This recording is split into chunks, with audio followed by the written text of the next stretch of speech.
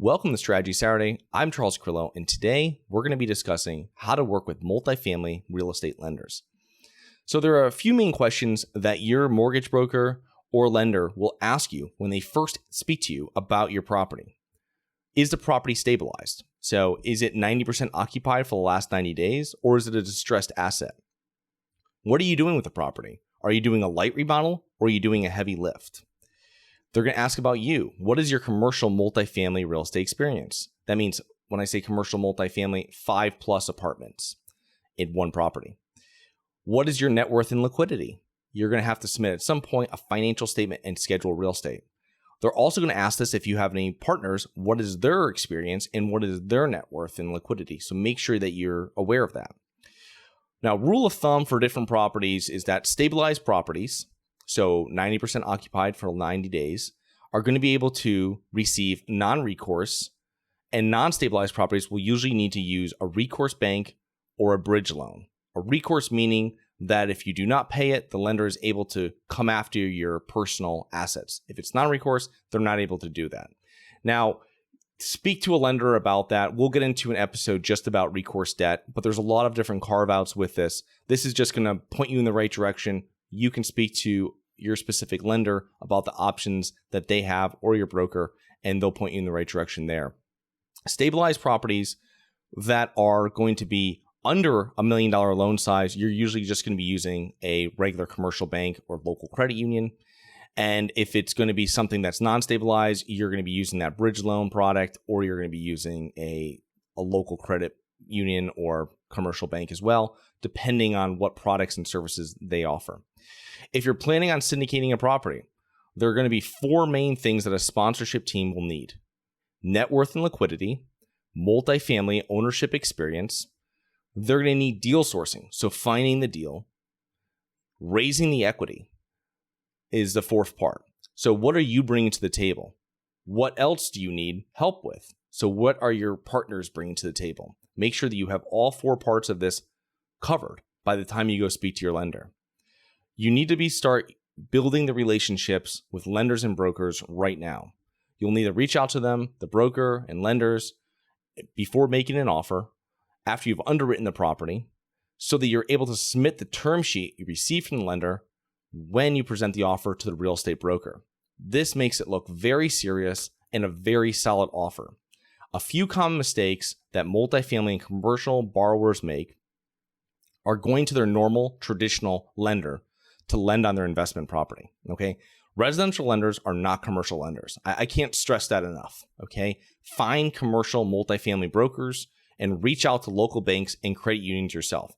That's a very easy process. I'm gonna do an episode just on local banks and credit unions, but that's something that you need to do, and you need to do right now. Brokers versus lenders directly. So brokers are usually going to be charging you a 1% fee. Commercial brokers are usually going to be charging you a 1% fee or a $10,000 minimum fee. They're usually not going to lower the 1% fee unless you're applying for a $50 million plus loan. Local lenders for small properties, you're able to source yourself. So you can go and you can find those lenders yourself and avoid that fee. Because maybe on $1 million, the $10,000 fee isn't that bad. But when you're going for, say, a $300,000 property, $300,000 loan, and you have to pay a $10,000 fee, that is quite expensive. So you're going to look for these lenders, for these local banks and credit unions, usually within a 1-hour drive of the property. The closer, the better. You want to be working with a bank where the bank officer you're working with drives by your property pretty much on the way to their job. They're so familiar with it. When they go back to get it signed off, people go, oh, I know that property. Oh, I know that street. It's right next to this place. It's very, very local, and it's very relationship driven. Brokers have built relationships with Fannie and Freddie underwriters and know who is the best and send lots of business to them, which helps to get their deal done. So when you're dealing with larger properties, right, we're talking about the non-recourse deals, $1 million plus commercial multifamily deals. These brokers you want to work with, they have these relationships already, and they know how to get the deal done. So that's why you're paying them the fee, to go there, to get the loan, and to not have any other issues. If you find a lender that says they lend on your target asset, has the person you are directly working with at the lender actually closed on a loan for a similar property. This personally happened to me about a year and a half ago. I was refinancing a small commercial property, and the lender worked with the property. It was my mistake, though. I had to make sure, and I didn't do it, that the person I was working with directly actually had never closed a commercial loan. It was a huge mistake I made. It wasn't a problem. It was a refinance. It wasn't a purchase. And we ended up all the extra fees. It wasn't a big deal. It ended up just being a couple $100 more. But it could have been a huge disaster if I was purchasing a property, I was under the gun, and I would have had to sign the term sheet and accept it right on the spot. And that's something in a position you do not want to be in. You want to ask for references of borrowers they've worked with previously. This is huge. This is a two-way relationship, right? They want to make sure that you're serious. You want to make sure that they're serious. If they've done these commercial loans, if they've done these loans for similar properties to the ones you're looking for, you want to speak to the borrowers and make sure that everything went smoothly. The more unique your situation, the more important a broker is to work with. Now, paying upfront fees. You should only be paying upfront fees for the third parties, right? That's for engineering reports, inspections, environmental phase 1 reports. Now, brokers and lenders are paid by performance, right? At closing. You're not going to be paying them upfront usually.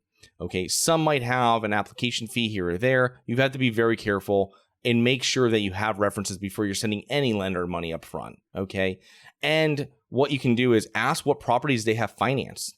And if you have questions about the legitimacy of that lender, when you get a list of properties they financed, check the county records to see who financed it. If they didn't finance it, that's a huge red flag, obviously. Try not to sign any type of an exclusive agreement with anyone, right? You want to keep your financing options open. If you find a better deal, don't be pushed to have to work with a broker, okay? Now, another mistakes that happens is that not negotiating on terms, right? You want to make sure that when you get a term sheet back from usually it's for a small multifamily property or small commercial property, and you're going to get a term sheet back from them. And these lenders are going to keep it on their books. That means that they're not sending it to a secondary market. So when they send you back the term sheet, you can, in so many words, mark it up and send it back with what you want to do. They say it's 2 points to close. You say you want to do 1 point, or you'll say you'll pay higher points, but you want to have a longer term.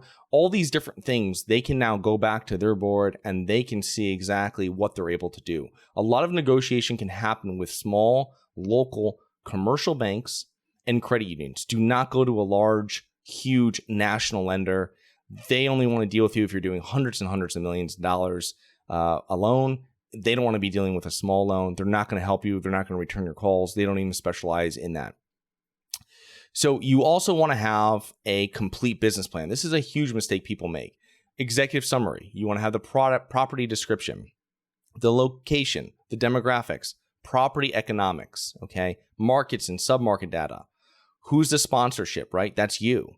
You need to be serious about the deal. Make it as easy as possible for the lender to approve the loan, okay? You don't want them having to come back to you every half hour for missing paperwork. Give them a complete package up front, okay? You want to create a rehab budget. It's a huge mistake that people don't do this, okay? It's going to have interior expenses versus exterior expenses, a timeline of the rehab, okay? Third-party management. Now, it's great to have third-party management give their blessing on your rehab budget. Well, that is a huge plus. Now, that shows that they agree with the budget, the performance projections, the timeline. Be very conservative with your projections. Just like you're dealing with your investors, you want to be conservative with them as well, and the projections you're providing to them. You want to be conservative with the bank. Don't tell them that you're going to renovate all 100 units in 8 months, okay? But you're not going to have any difference in cash flow or anything like that, okay? Do not forget about your working capital and reserves. It's a huge thing as well. Another mistake people make is not having their equity and investors lined up, right? You need to oversubscribe. What that means is that if you're raising $500,000, you want to make sure you and your partners have raised $1 million, okay? Especially for your first deal, because you're going to have people fall out. Just because they've said they want to invest, it doesn't matter until the wire hits the escrow account. You need to have the right team in place. You need to have partners with experience, net worth, and liquidity. This is a huge mistake if you don't have this. If you're going to them and you don't even have some of the basic qualifications, you're not going to have this person take you seriously, and they're not going to want to do business with you in the future. Make sure all three of your partnership team, right, is you have everything: experience, the net worth, and liquidity. The rest of your team, you're going to need a real estate attorney, a property management team company, insurance broker. Okay. Another mistake is not acknowledging that your lender is your largest partner. This is huge. Okay. If you're getting a 75% loan to value, 75% of your money is coming from the lender, not from your investors. Okay. So this is your largest partner. You have to treat them like that. You need transparency, no surprises. Okay. If it's a hairy deal, put it out there front, put it out there first, right? If there's something that you know is going to be a problem while you're getting a deal in that property, put it up front. Okay. They look at deals all day long. They're going to know if something's odd. If you're getting some amazing deal on it, they're now going to be wary of what's going on with it. Okay. Regular communication. Okay. With your broker. Timely reporting. Any type of updates. You're building a relationship, and that's why it's so important. If you're upfront and you're transparent, it's going to be much easier for the bank to keep that relationship going with you and lend on future properties. Okay. Be professional and be prepared. Okay. So I hope you enjoyed this episode. Please rate, review, and subscribe. Submit comments and potential show topics at globalinvestorspodcast.com. Look forward to 2 more episodes next week. See you then. Nothing in this episode should be considered specific, personal, or professional advice. Any investment opportunities mentioned on this podcast are limited to accredited investors. Any investments will only be made with proper disclosure, subscription documentation, and are subject to all applicable laws. Please consult an appropriate tax, legal, real estate, financial, or business professional for individualized advice. Opinions of guests are their own. Information is not guaranteed. All investment strategies have the potential for profit or loss. The host is operating on behalf of Syndication Superstars Incorporated exclusively.